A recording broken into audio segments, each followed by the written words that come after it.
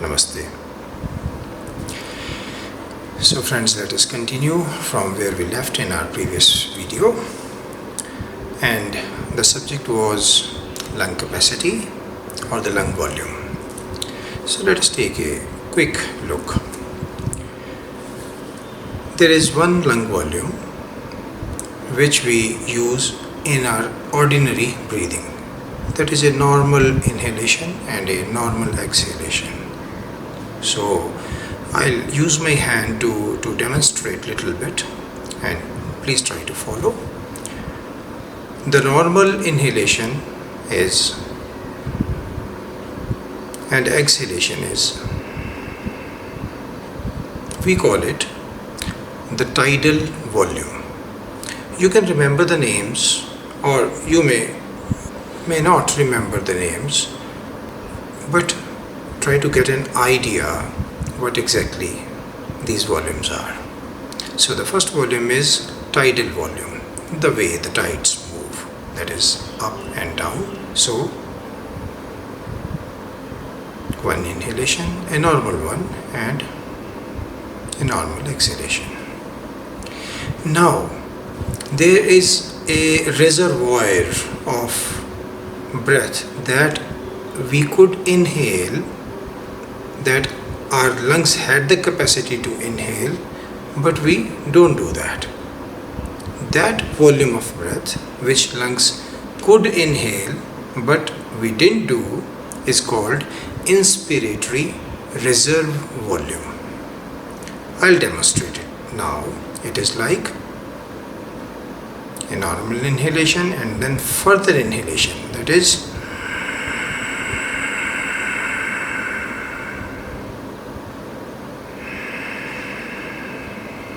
come back to normal exhalation.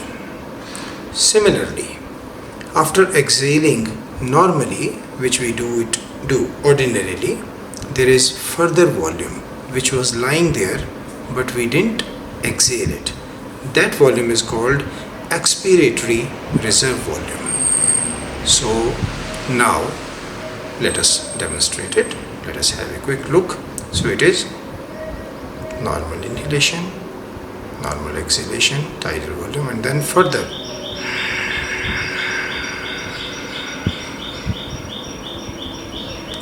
By squeezing your abdomen, by contracting the abdominal muscles, you are trying to exhale the breath that was still lying there. That volume is called Expiratory Reserve volume. The volume that was lying in reserve, but we were not exhaling. Fine. So a tidal volume, a normal inhalation, exhalation, and inspiratory reserve volume and expiratory reserve volume. Now let us see how much these volumes are. A normal inhalation and exhalation, that is the tidal volume, it consists of around 500 milliliters of breath. Fine. Inspiratory reserve volume, you will be shocked to notice it is 3,300 milliliters of volume of breath, which we simply ignore. Okay. Now, after a normal inhalation and exhalation, the expiratory reserve volume, it is close to 1,000 milliliters of breath. So 500 here, 3,300 there, and another 1,000 there. That comes to around 4,800 milliliters of volume. That is the vital capacity of our lungs. According to yoga systems, we call it complete breath. And in Hatha Yoga, this complete breath is the breath actually which we emphasize, which we tell everyone to engage, to absorb, to process. Fine. Now, having noticed all this, there is still more to learn. Another volume known as the residual volume. It stays there in our lungs after we have exhaled to the maximum of our capacity. You have contracted the muscles, you have squeezed the abdomen, you have applied the total possible exhalation. Still, the air lies in the lungs. That is called residual volume, and that comes to around 1200 milliliters. 500 here, 3300 there, 1000 there, and another 1200 there. That was the total capacity.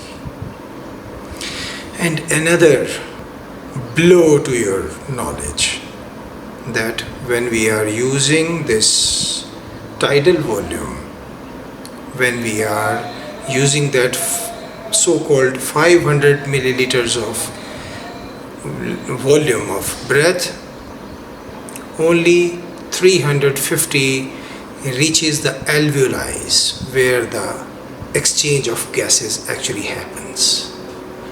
The remaining 150 milliliters of breath volume remains suspended in our nostrils, pharynx, larynx, trachea, bronchial left and right primary bronchi, and the entire bronchial tree. We all know that actually the respiration happens at the alveolar level, where the fresh oxygen gets merged into the bloodstream and blood reaches each and every cell of our body and charges every cell. So every cell actually breathes in our body. It is not only the respiratory system. Here it is not limited to this part that is called respiration. Respiration is happening at each and every cell of our body. That is why in yoga systems we call it is a breathing body actually.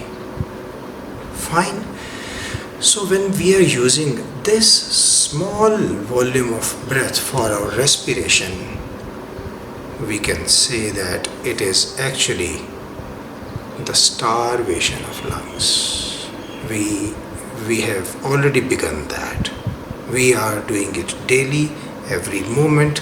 We are starving our lungs and consequently starving the whole system, the whole body. That is not good. When so much abundance of breath is there, so much abundance of pranas is there, we are not utilizing it. Why? Because we are not paying attention. And another tragedy that has happened, that is happening in in day-to-day living also, and in few yoga institutes also. What is that? That is the fasting of breath. Somehow at certain places people have started fasting of breath. That is called suspension of breath, absence of breath. We call it kumbhaka. Inhalation is puraka, exhalation is rechaka, and absence of breath, holding of breath, or absence of breath is called kumbhaka. People have started applying kumbhaka, where we were not actually ventilating our lungs properly, and we have started applying the absence of breath. That is the most tragic part. It has its physical effects on our physiology also, and it has effects on our mind also, on our emotional well-being also. It's a separate study. We'll take it some other time. So for the time being, no suspension of breath, No breath holding, no breath retention, no kumbhaka to be applied. You know, we are living just by the very flow of pranas. Inflow and outflow of pranas. We are not living by the absence of pranas. Then why introduce an absence of it? Not required. Not at all. Inhale to the maximum. Use the inspiratory reserve volume to the maximum. Exhale to the maximum. Utilize that reserve volume. And then see the difference. It will brighten everything in you. Everything. Be it the physical health, be it the intelligence level, be it your skin tone, anything, you can name anything. So no starvation, no fasting. Enjoy your breath, partake in the exchange of pranas. The nature is giving us, Almighty is giving us. Why being Kshudra? Why being small? Breathe enormously. Breathe sufficiently, abundantly, to the maximum of your capacity, and enjoy. This much for the time being. We are going to continue many other topics, many other subjects. We will still stay on breath and pranayama till our next video. Thank you so much. Namaste.